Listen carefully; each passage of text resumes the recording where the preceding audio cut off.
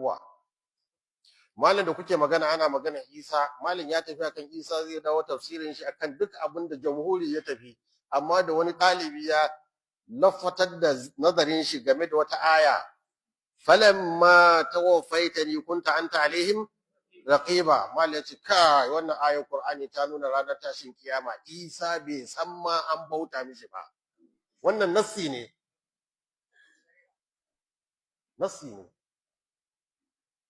saboda haka Qur'ani ne yanzu ya canja ma'anin wannan, sannan kuma Allah ya fito da shi, yawancin Allah na so ya gyara kuskuren da mutane suka tafi a kai, zai zo da shi ne kamar yadda wannan ya faɗa al-Thawri, al-fiqh shine rukhsa min thiqa, amma shidda kullu wahid yahsimaha. Tsanani addini kowa iya, haza haram haza haram haza haram, kowa zai iya faɗa ko boko haram ne, banki haram ne, kowa zai faɗa haka ko. Amma fiqhu fahimtar addini shine a samu sauki ga wanda kuma kun yarda da addinin shi.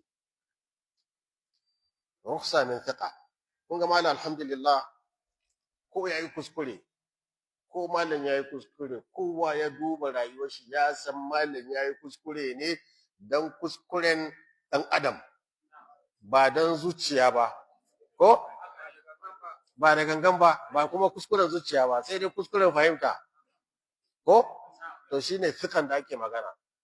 Don Allah na so ya canja mafhum na mutane, bai canja shi sai hannun mutanen da ana tsika da su.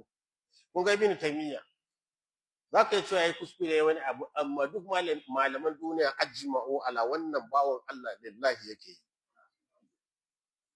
lillahi, kuma kama shi a kulle shi kuma yana cewa Allah ka yafe musu, ba sani bane,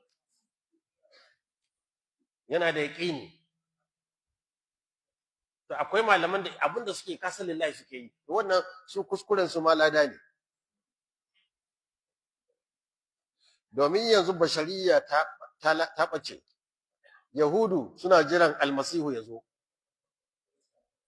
yahudu suna jiran almasihu ya zo, da ya bayyana suka ga ba sa son shi, domin su suna son almasihun ƙarshe ya zo kaman Sulaiman, sarki mai mulki mai mu'jizozin ɗaukan iska da sauransu, sai ya zo musu kan jaki.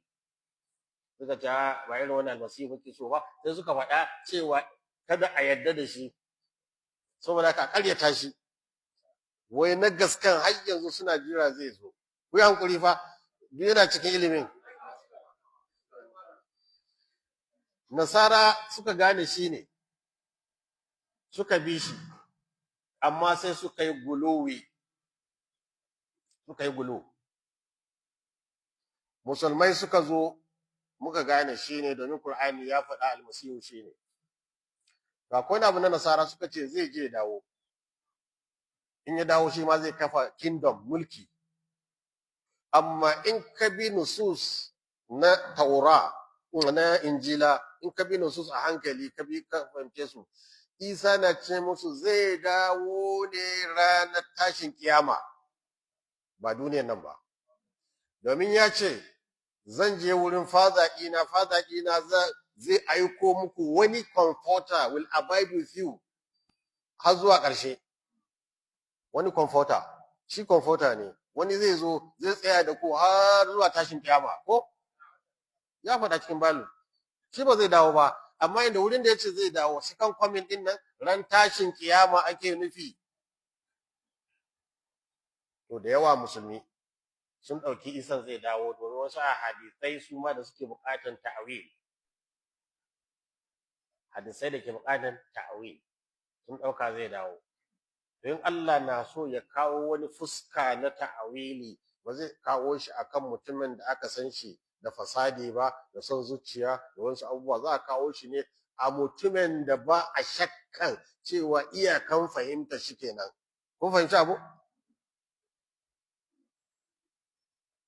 Saboda haka abinda suke yanzu sun kulle Baitul Maqdis, yanzu haka kulle yake, kuma suna kokarin rusa shi. Yahudu wai dan Isa zai zo, ko kuma Qur'ani ya ga muna Isa ya riga ya mutu, inni mutawaffika wa rafiuka ilayya wa tahhiruka min alladhina kafaru wa ja'ilul ladhina tabauka fawqa alladhina kafaru ila me azwa ran tashin kiyama masu bin Isa sun gama da mutane. Thumma ilayya marji'ukum fa ahkum bainakum fima kuntum fihi. A ran tashin kiyama Allah zai hukunci ba duniya ba. To wancan hadisan da suke cewa Yushak ibn Maryam an yanzila wa yaksuru al-salib wa kaza wa kaza wa kaza, wanda tsaya ya karanci nususun hadisan da ta'awilin shi zai ga kai, in ya san tarihin musulunci zai ga abun ya faru.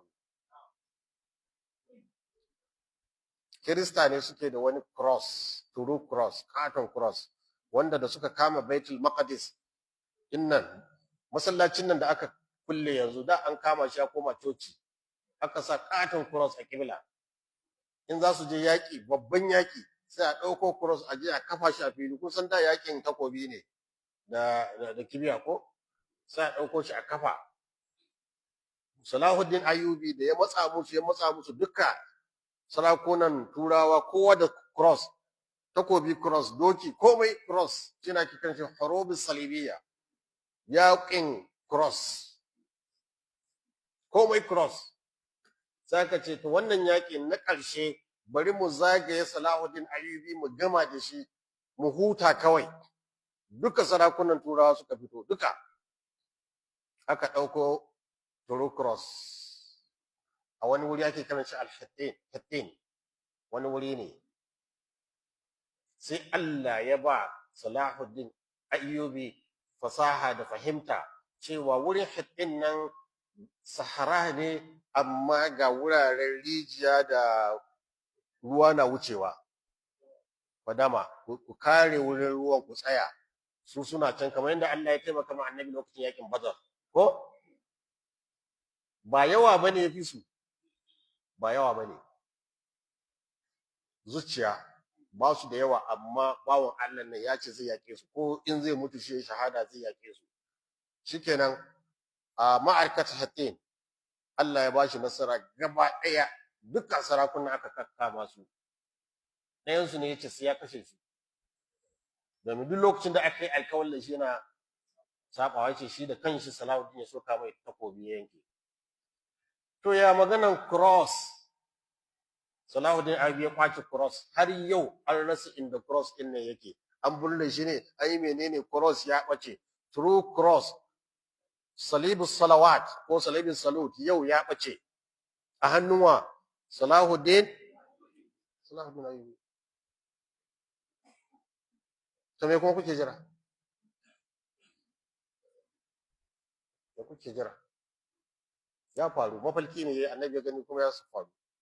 Kuma babu musibar da ta samu musulmi bayan mutuwar manzon Allah sallallahu alaihi wasallam, ba musibar da same mu kamar hurubus salibiyya. Shekara kusan 200 ana yakin nan, shekara 200 sun kama Baitul Maqdis, sai da Allah ya fitar mana Salahuddin Ayyubi, sannan Allah ya samu ya kwato Masjid al-Aqsa. To kusan irin shi zuke faruwa, babban kasashen arna masu karfin, wanda ya ce man huwa ashaddu minna quwwa, sun ce za su mukushe Iran.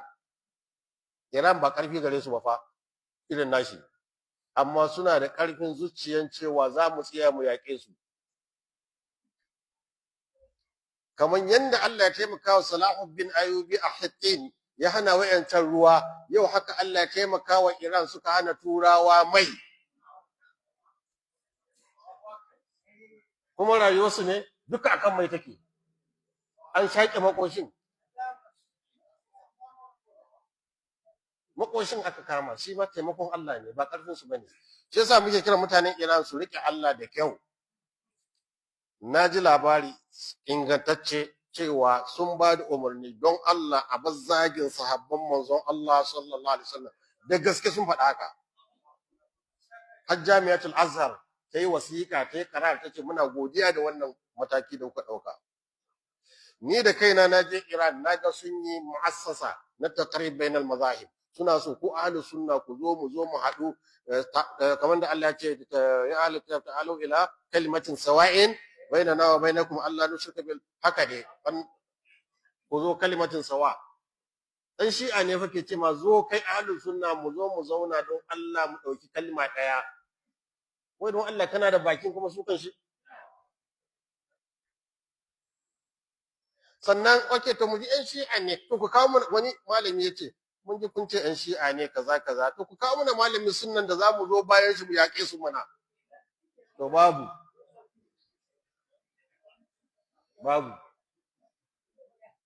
ko ɗaya babu duk suna can bayan America.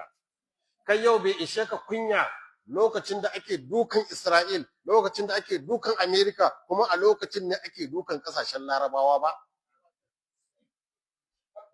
Ashe baduhum awliya'a tare suke.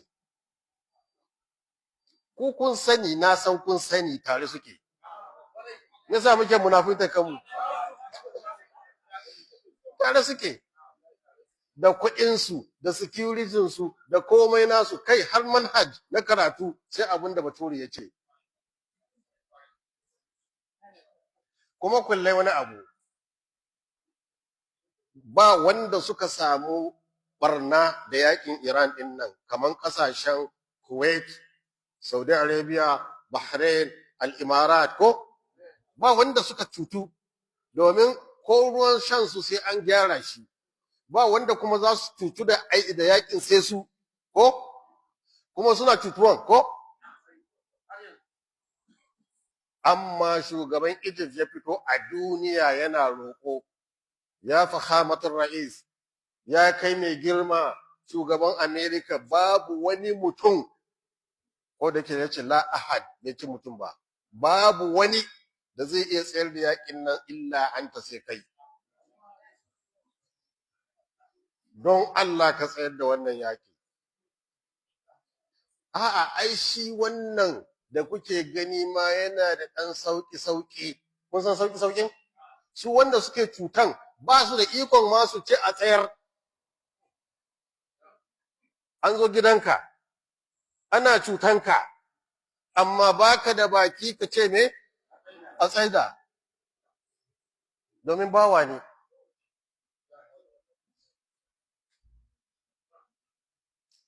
Domin bawa. Allah shi da ku. To, al'ashir, a cikin al'amura wayanda suke